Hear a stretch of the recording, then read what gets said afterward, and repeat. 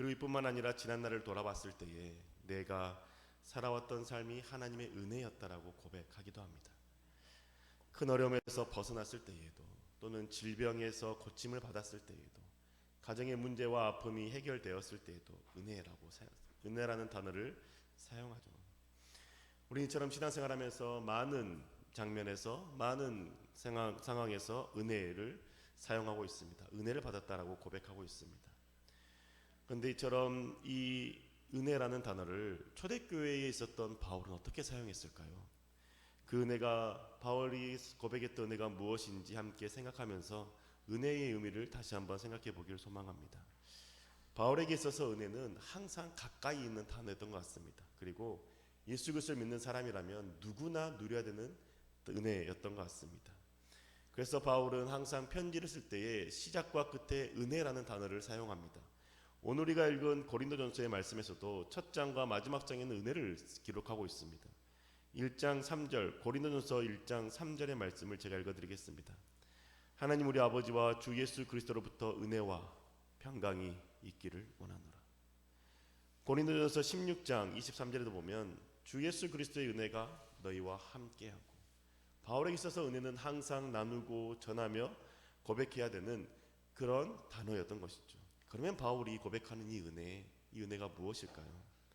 바울은 이 고백하는 이 은혜가 무엇이길래 이렇게 항상 시작과 끝에 은혜가 가득하기를, 충만하기를 권면하고 있는 걸까요? 고린도전서 15장 10절에 잘 기록되어 있습니다. 15장 10절에 보면 그러나 내가 나 된 것은 하나님의 은혜로 된 것이니 내게 주신 그의 은혜가 헛되지 아니하여 내가 모든 사도보다 더 많이 수고하였으나 내가 한 것이 아니요 오직 나와 함께 하신 하나님의 은혜로다. 여기에만 봐도 은혜라는 단어가 벌써 3번이 사용되고 있지 않습니까? 바울이처럼 은혜에 대해서 고백하는데, 바울이 말하는 나의 나 된 것이 은혜다라고 고백하는 이 은혜, 그게 무엇일까요? 바로 앞절에 기록되어 있습니다. 9절에 보면 나는 사도 중에 작은 자라 나는 하나님의 교회를 박해하였으므로 사도라 칭함 받기를 감당하지 못할 자니라. 바울은 자신이 교회를 핍박하고 박해하던 자였다라는 것을 인정하고 고백하는 것이죠. 바울은 사람들이 예수 그리스도를 믿는다는 이유만으로 붙잡았습니다. 그리고 옥에 가뒀고 심지어 핍박했고 박해했으며 때로는 생명을 빼앗기도 했습니다. 그랬던 바울이, 예수를 믿는다라는 이유로 핍박했던 바울이 어느 순간 부활하신 예수님을 만나게 된 것이죠. 십자가 달려 죽으셨던 예수님이 다시 부활하셔서 하나님이 되셨다라는 사실을 깨닫게 되는 겁니다. 예수를 믿겠다던 사람들을 찾아다니며 박해했는데 부활하신 예수님이 그런 바울을 찾아와 만나주신 것이죠.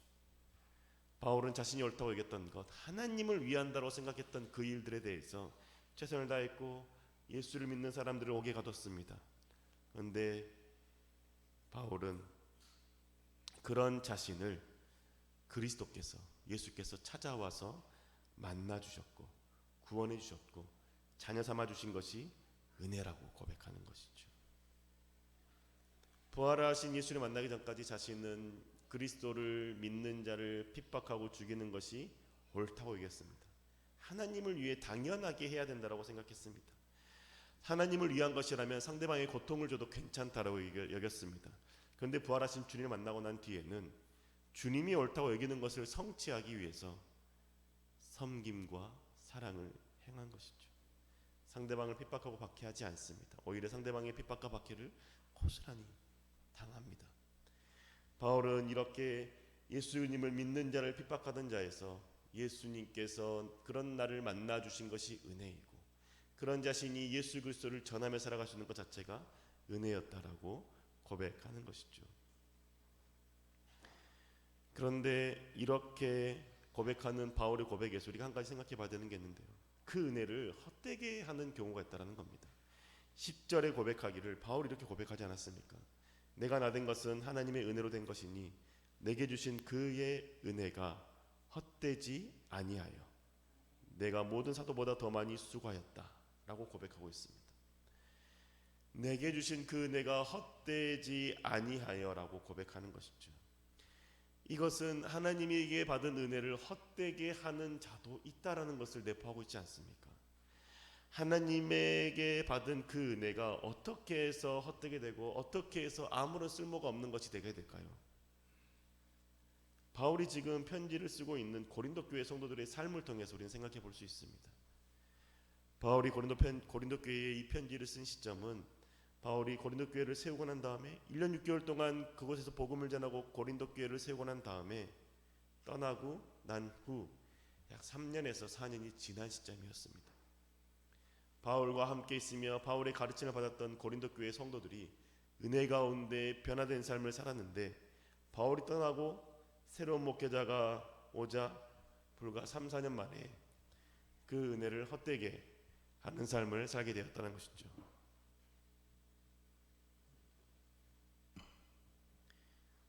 은혜가 헛되게 하는 삶은 부활하신 예수님께서 나를 찾아와 나를 구원해 주셨음에도 불구하고 그 부활하신 예수 그리스도를 따르는 삶이 아니라 믿지 않는 자와 동일한 삶을 사는 것이 은혜를 헛되게 하는 것이라고 바울은 가르쳐 주는 것이죠. 고린도 교회에 기록되어 있기를 5장 11절에 이렇게 기록되어 있습니다. 세번역 성경으로 읽어드리겠습니다. 5장 11절에 보면 그러나 이제 내가 여러분에게 사귀지 말라고 쓰는 것은 신도라 하는 어떤 사람이 음행하는 사람이거나 탐욕을 부리는 사람이거나 우상을 숭배하는 사람이거나 사람을 중상하는 사람이거나 술 취하는 사람이거나 약탈하는 사람이면 그런 사람과는 함께 먹지도 말라는 말입니다. 세번 성경에 이렇게 기록되어 있죠. 신도라 하는 어떤 사람이 음행하고 탐욕 부리고 우상 숭배하고 사람을 중상하고 술 취하고 약탈한다면 그런 사람과는 먹지도 말라라고 말합니다. 예수 그리스도를 믿는다라고 고백하고 교회 공동체 내에 들어왔는데 그 믿지 않는 자들과 동일한 삶을 살고 있는 사람이 있다면 그는 하나님의 그 은혜를 헛되게 하는 사람이라는 것이죠. 바울은 지금 너가 주님께 받은 그 은혜를 헛되게 하는 삶을 살지 말고 그 은혜를 기억하고 그리스도 안에서 새로운 피조물로서 살아간다라고 가르쳐주고 있는 겁니다. 지금 말씀을 들으시는 저와 여러분은 주 앞에 나와 예배 드리시는 분이시기 때문에 그리스도를 구주라고 고백한 사람들 아닙니까? 그러면 그 주님께서 내게 은혜를 베푸셨다라고 고백하는 사람들이지 않습니까? 그렇다면 그 은혜를 아는 자로 살아가십니까? 아니면 그 은혜가 헛되게 되게 하는 사람으로 살아가고 계십니까? 탐욕을 버리고 음행을 멀리하고 확인되지 않는 사실로 사람들을 비방하지 않고 술 취하지 않는 삶을 살고 있습니까? 아니면 내가 옳다고 생각하는 것들을 성취하기 위해서 다른 사람에게 피해를 주는 것, 아프게 하는 것 괜찮다라고 생각하며 살고 계십니까? 예수 그리스도를 믿고 난 이후에 나를 구원하신 그 분의 그게 은혜라는 것을 고백한다라면 나를 살리신 분의 그 삶을 따라 살아가야 되지 않겠습니까? 내가 예수 그리스도를 믿고 난 다음에도 그 그리스도를 향한 삶의 변화가 없다면 나는 그리스도의 은혜를 헛되게 한 사람입니다. 부정하고 싶지만 부정할 수 없는 것이죠. 바울이 1년 6개월 동안 교인들을 가르쳤고 잘 양육했고 잘 세웠습니다. 그래서 하나님을 따르는 삶을 살았던 그들입니다. 그들이 부활하신 주님을 다시 오시기를 기다리며 소망하며 신앙생활했던 사람들입니다.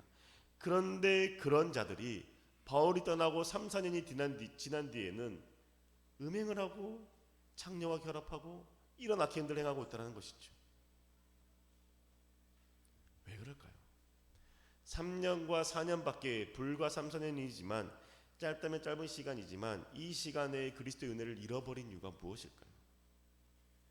고린도전서의 처음의 부분을 보면 유추할 수 있습니다. 그리스도부터 받는 은혜가 아니라 사람에게 받는 은혜에 물들었기 때문입니다. 바울이 떠난 이후에 누가 와서 고린도 교회를 복음을 전했습니까? 아볼로가 전했습니다. 아볼로는 사도행전에 기록되기를 언변이 능통한 사람입니다. 성경에 통한 사람입니다. 성경에 대한 지식이 뛰어난 사람이었습니다. 고린도 교회 성도들은 바울이 세우는 목회를 경험하고 난 다음에 그 다음에 아볼로가 경험하는 가르치는 목회를 경험하기 시작한 것이죠. 그런데 그들의 마음속에 파가 나기 시작합니다. 목회자를 평가하는 마음이 생기기 시작했고 결국 끼리끼리 나는 바울 편이다, 나는 아볼로 편이다, 나는 베드로 편이다, 나는 그리스도 편이다라고 하는 파가 나뉘게 되었다라는 것이죠.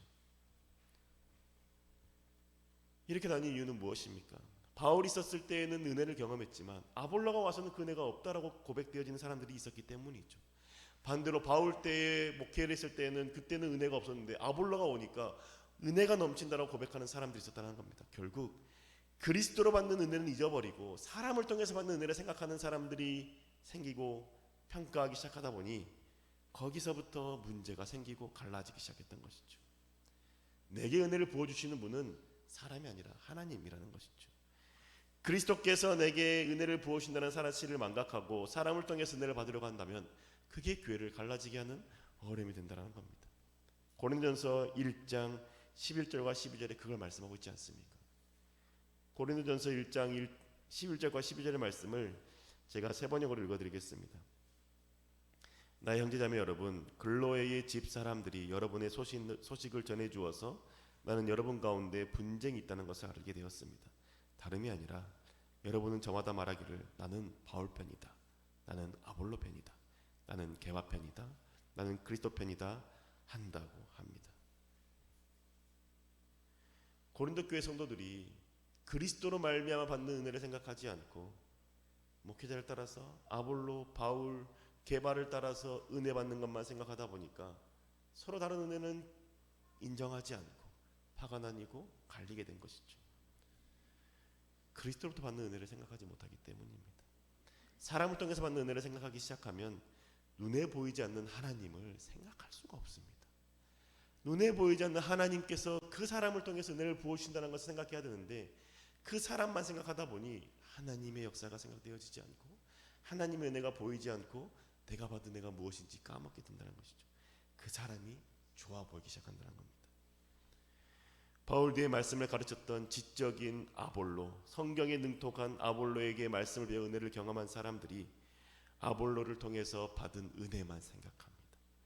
오순절에 예루살렘 성전을 방문했다가 성령 충만한 베드로가 전하는 그 복음, 그리고 그 베드로의 모습을 통해서 은혜를 받았던 성도들이 성령 충만한 베드로의 모습들만 생각한다는 것이죠.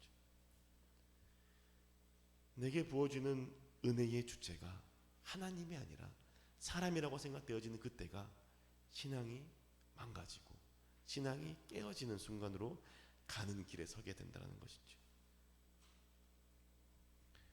나와 신앙에 맞는 색깔의 목회자만을 선호하고 나와 신앙에 맞지 않는 나와 신앙에 맞는 성도들만 어울리기 시작한다면 우리의 신앙은 깨어지게 되기 마련입니다.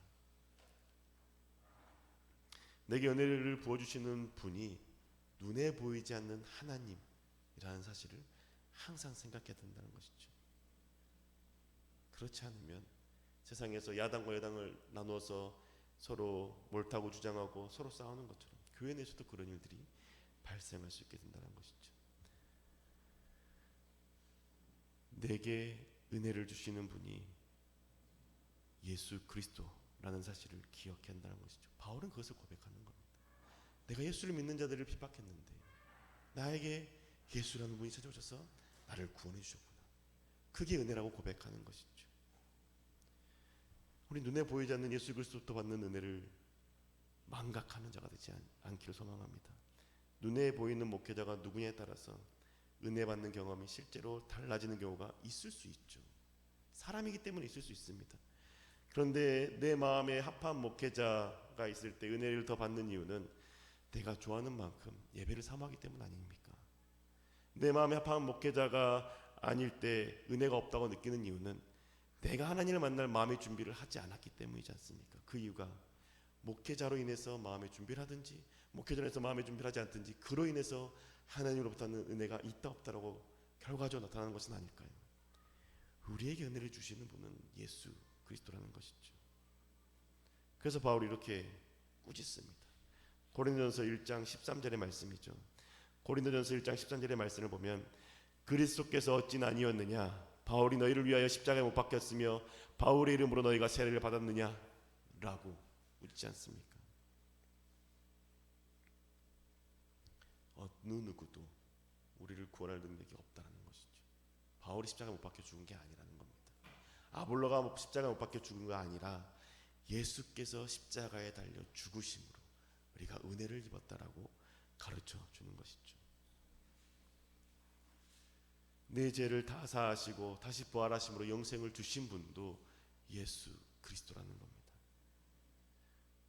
목회자의 태도와 성품과 설교 때문에 그리스도의 은혜를 받을 때가 있고 못 받을 때가 있다면 나는 지금 눈에 보이는 목회자를 믿는 자입니다. 눈에 보이지 않는 예수를 믿는 자가 되어야 되지 않겠습니까? 우리는 이걸 구별할 수 있어야 되는 것이죠. 내게 은혜를 주시는 분 어느 누구도 아니고 오직 나에게 사랑과 섬김의 본을 보여주신 예수 그리스도라는 사실을 여러분 기억하셔야 됩니다. 은혜를 헛되게 하는 사람이 되지 맙시다. 은혜를 받는 것은, 우리에게 은혜를 주시는 분은 오직 그리스도 한 분이시는 것이죠. 그 사실을 기억하는 사람은 자신의 삶이 그리스도로 말미암아 돌아서게 됩니다. 주님이 기뻐하지 않는 삶에서 돌이켜 주님이 기뻐하는 삶으로 살아갈 수 있게 되는 것이죠. 음행에서 돌아서고 탐심에서 돌아서며 술취에서 멀어지고 거룩한 삶을 살아가려고 애쓰게 된다는 겁니다. 그런데 바울은 이런 애씀과 노력 또한도 자신의 능력과 수고가 아니라 하나님의 은혜 덕분이라고 고백하죠. 고린도전서 15장 10절의 말씀입니다.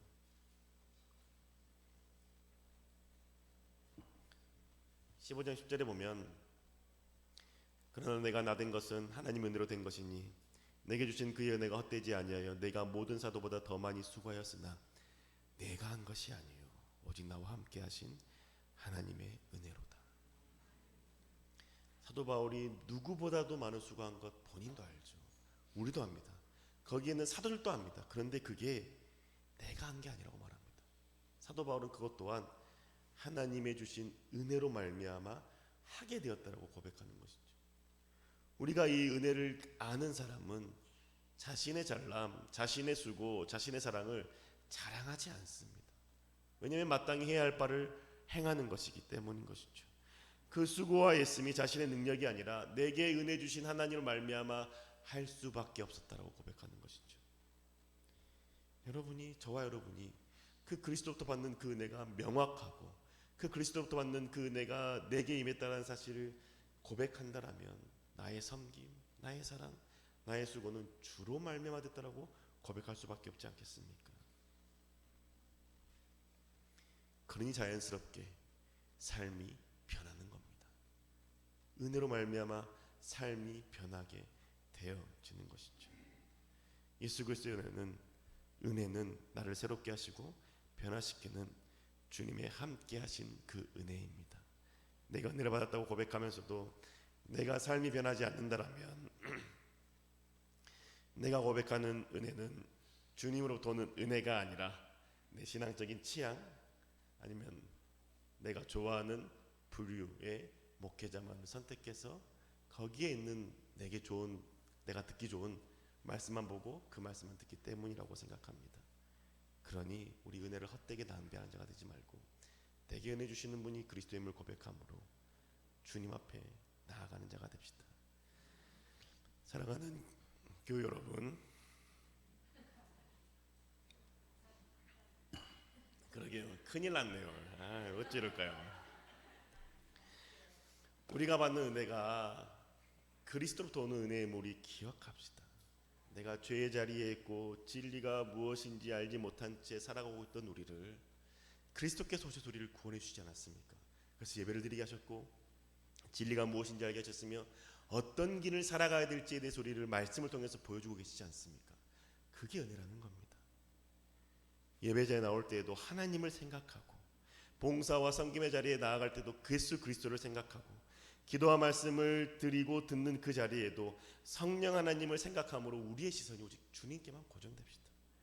다른 성도, 다른 목회자, 다른 누구로 인해서 내가 은혜를 받는다 안 받는다는 것들은 잠시 뒤로 미루고 그거는 거짓된 것임을 생각하고 오직 내게 주시는 은혜는 예수 그리스도, 나를 위해서 죽으시고 다시 부활하신 예수 그리스도로 말미암을 기억합시다.